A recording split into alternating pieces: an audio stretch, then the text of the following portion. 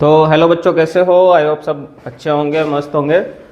तो हमने part first complete कर लिया, मॉर्फोलॉजी ऑफ फ्लावरिंग प्लांट का पार्ट फर्स्ट, रूट के बारे में हमने डिस्कस कर लिया।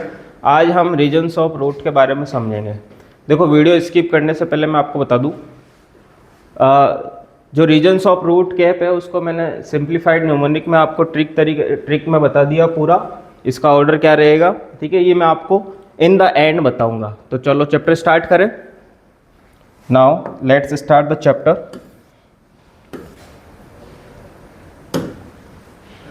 हाँ, टॉपिक है रीजन्स ऑफ रूट।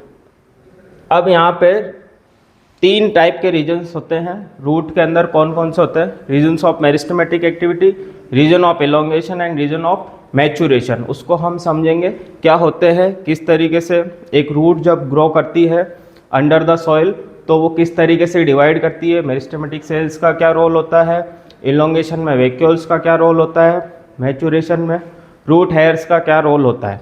चलो स्टार्ट करते हैं, इसके बारे में फोकस करते हैं। रीजन्स ऑफ रूट, ये आपको एक डायग्राम दिख रहा होगा क्लियरली सबको। ये क्या है? एक रूट का डायग्राम है। इस रूट के डायग्राम के अंदर आपको क्या दिखाया गया है, ध्यान से देखेंगे।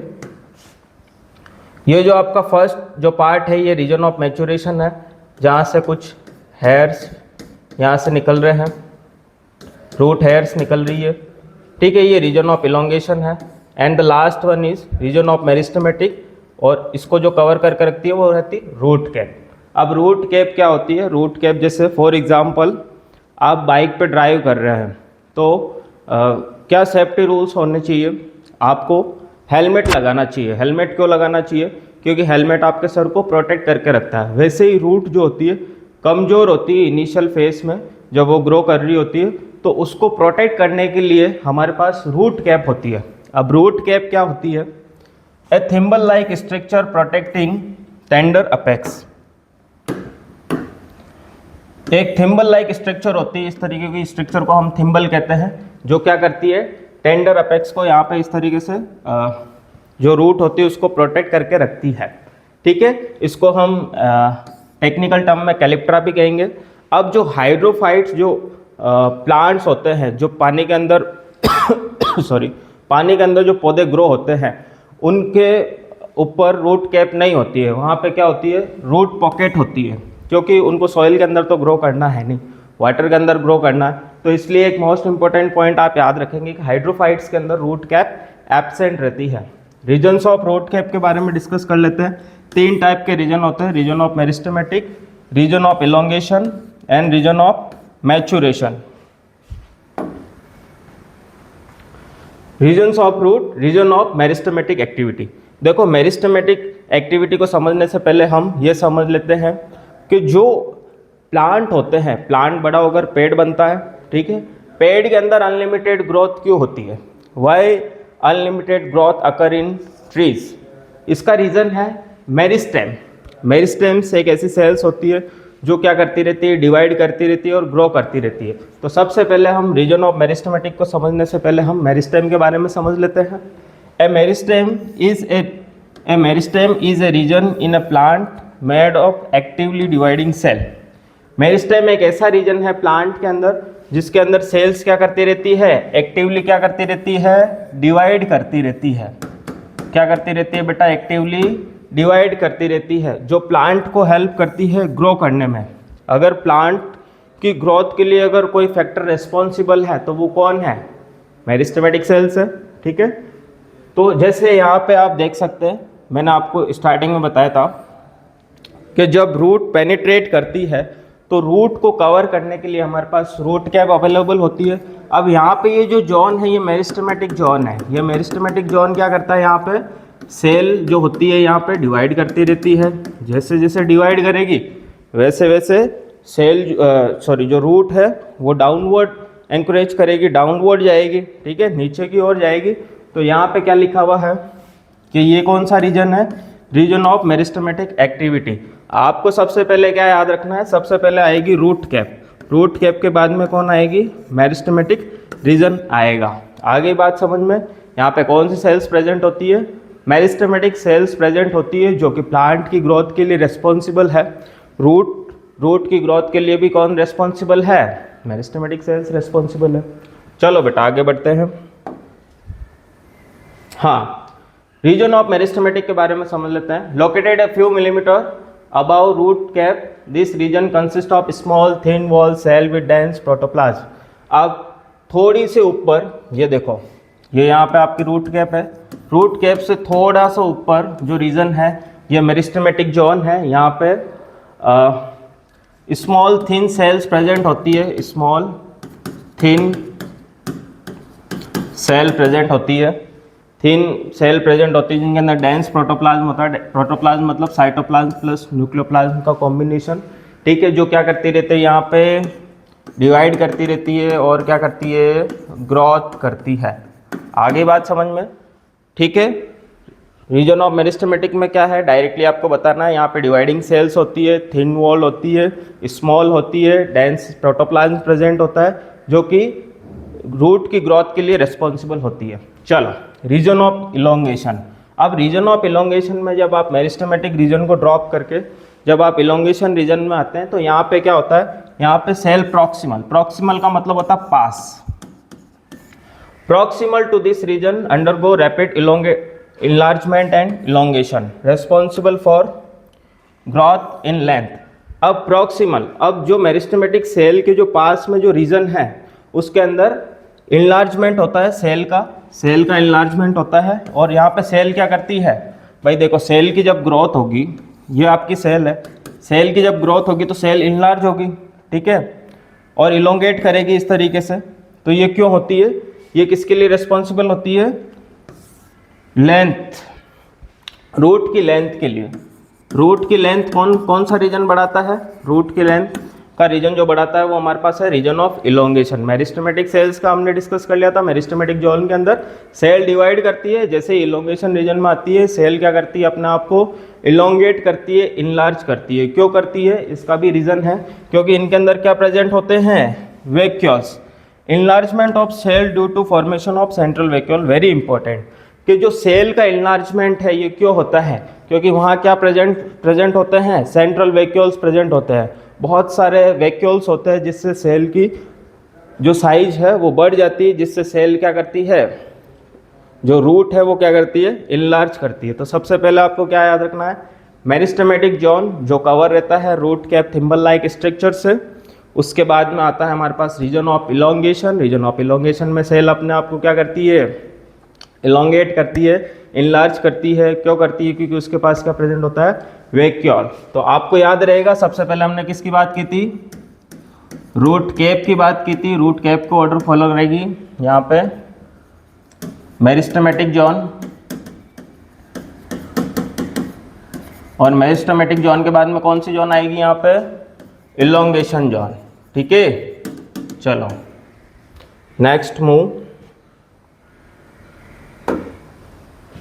हाँ, अब रीजन ऑफ मैच्योरेशन क्या है, जो सेल सबसे पहले डिवाइड होने के बाद में इलोंगेट होने के बाद में वो सेल्स एंटर करती है रीजन ऑफ मैच्योरेशन। मैच्योरेशन जो है ये थर्ड स्टेज है आपकी रूट का। ये देखो इस तरीके से आपकी रूट है, ये यहाँ पे रूट कैप है, ये रूट कैप के बाद में ये मेरिस्टेमेटिक रीजन है, मेरिस्टेमेटिक रीजन। इसके बाद में आपके पास आ जाएगी यहाँ पे इलोंगेशन रीजन, जहाँ पे सेल जो है अपनी साइज को ग्रो करती है। इसके बाद में आता है रीजन ऑफ मैच्योरेशन। अब रीजन ऑफ मैच्योरेशन क्या है, the zone where cell differentiate and mature. अब यहाँ पे जो मेरिस्टेमेटिक सेल्स जो इलोंगेट हुई, इनलार्ज हुई, वो अपने आप को क्या करती है, डिफ्रेंशिएट करती है। कैसे डिफ्रेंशिएट करेगी, डिफ्रेंशिएट करती है, अपने आप को मैच्योर करती है। दिस रीजन कंटेन रूट है, वेरी इंपॉर्टेंट।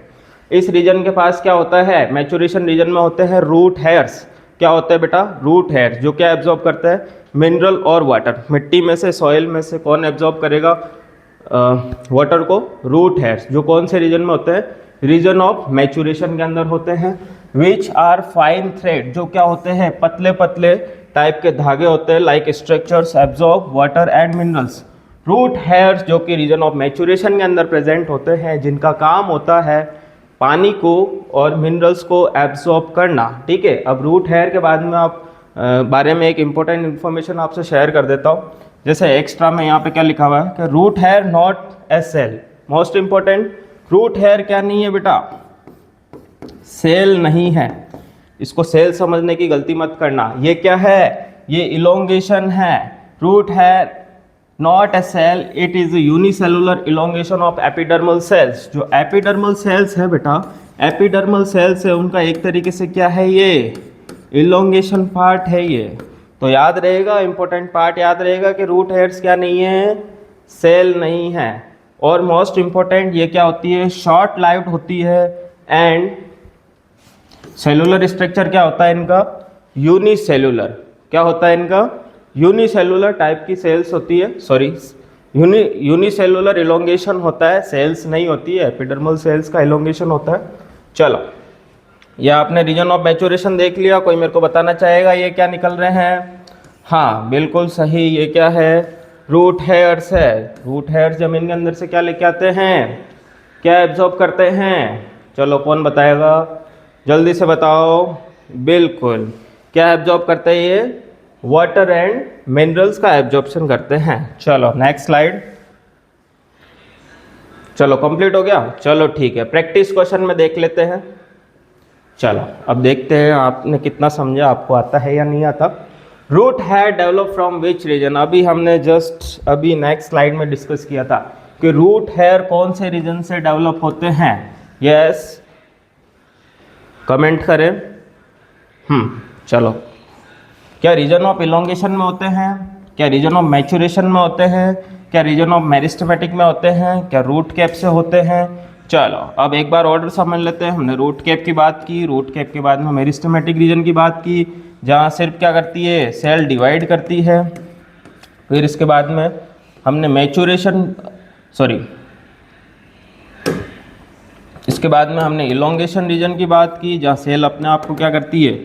ग्रो करती है, इलोंगेट करती है। फिर इसके बाद में आता है मैच्योरेशन रीजन, जहाँ सेल अपने आप को क्या करती है? डिफ्रेंशिएट करती है। जब अपने आप को डिफ्रेंशिएट करती है तो इसकी जो एपिडर्मल सेल्स है, जो इलोंगेशन पार्ट है, वहाँ से क्या रिलीज होता है?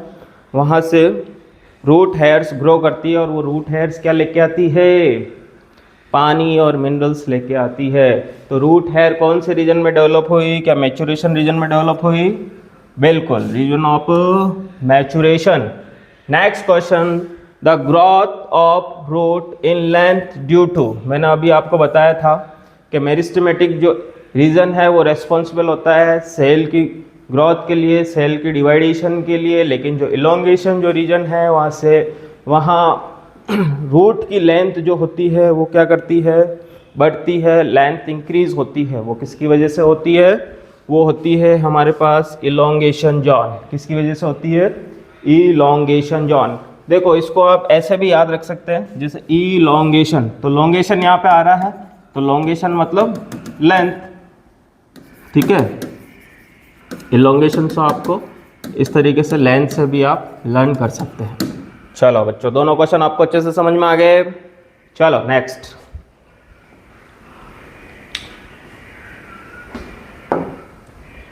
हाँ, नेक्स्ट है correct sequence of root region from tip moving upward. चलो, जब हम टिप से ऊपर की ओर जाते हैं, टिप से अपवर्ड जाते हैं, तो उसका करेक्ट ऑर्डर क्या है? क्या है करेक्ट ऑर्डर? आपको सबको पता है। सबसे पहले हमने किसकी बात की थी? रूट केप की बात की थी। रूट केप के बाद में मेरिस्टेमेटिक जॉन आएगा। बिल्कुल आएगा सर, सही बता रहे हैं आप। चलो, मेरिस्टेमेटिक जॉन के बाद में हमने डिस्कस किया था क्या इलोंगेशन जॉन आएगा? बिल्कुल आएगा सर। क्या इलोंगेशन जॉन के बाद में मैच्योरेशन जॉन आएगा? अरे बिल्कुल आएगा sir, you are right, you are saying right, आपने हमको सही बताया। चलो तो फिर मैच कर लेते हैं। सबसे पहले मैच्योरेशन से शुरुआत नहीं होगी, रूट कैप से बिल्कुल होगी, लेकिन इलोंगेशन नहीं आएगा। रूट कैप के बाद में आएगा आपका मेरिस्टेमेटिक, बिल्कुल सही सर। इलोंगेशन, बिल्कुल सही सर। मैच्योरेशन भी आएगा, बिल्कुल सही सर। चलो, तो क्या ये करेक्ट आंसर है? बिल्कुल है। अब इसको देखो, क्वेश्चन पहले ही सॉल्व हो रखा है। कैसे सॉल्व हो रखा है? यहाँ पे मैच्योरेशन और मेरिस्टेमेटिक से शुरुआत हो रही, तो आपको पता है कि जब टिप्स से ऊपर की ओर जाते हैं तो सबसे पहले रूट कैप आती है। तो रूट कैप हमारे पास दो ही ऑप्शन में दे रखी है, ठीक है। तो आपको क्या करना है, सबसे पहले ऑप्शन को एलिमिनेट करना है। ये दोनों एलिमिनेट हो गए, ठीक है। अब बी और सी से चेक कर लो, बस सिंपल। चलो next question. Cell characterised by small thin wall and having dense protoplasm. देखो मैंने चिल्ला चिल्ला कर आपको बताया था कि कौन सी सेल स्मॉल होती है, कौन सी सेल थिन वॉल होती है बच्चों, प्यारे बच्चों, प्यारे दोस्तों, छोटे बच्चों, मासूम से बच्चों, फ्यूचर डॉक्टर्स, भविष्य में बनने वाले डॉक्टर्स। चलो बताओ, तो आपको पता है cell characterised by very small thin wall and having dense protoplasm. चलो हाँ, तो क्या मैं आंख बंद करके बता सकता हूँ ये रीजन ऑफ मेरिस्टेमेटिक है? बिल्कुल बच्चों।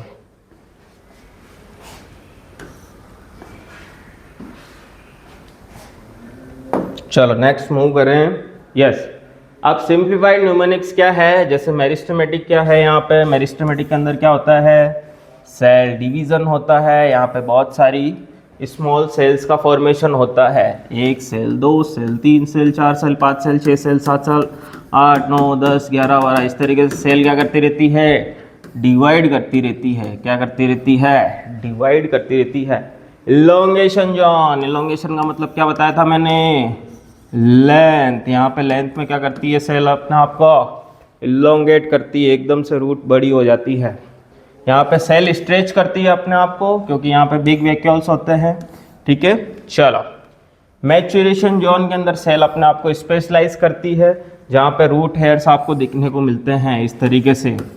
आपने बाल देखे हैं इस तरीके से, अरे हेयर्स के जो बाल होते हैं ना, ये क्या होते हैं, ये रूट हेयर्स होते हैं। क्या होते हैं, ये यूनिसेलुलर होते हैं, याद रख लोगे। चलो फिर तो अच्छी बात है, याद रख लोगे तो। चलो नेक्स्ट है ऑर्डर RMEM। आप इसको कैसे याद रखेंगे, RMEM कैसे याद रखेंगे बेटा, RMEM। R means root cap, M for meristematic, E for elongation, M for maturation. आपको दिखा नहीं होगा, चलो फिर से। R for root cap, M for meristematic, E for elongation, M for maturation.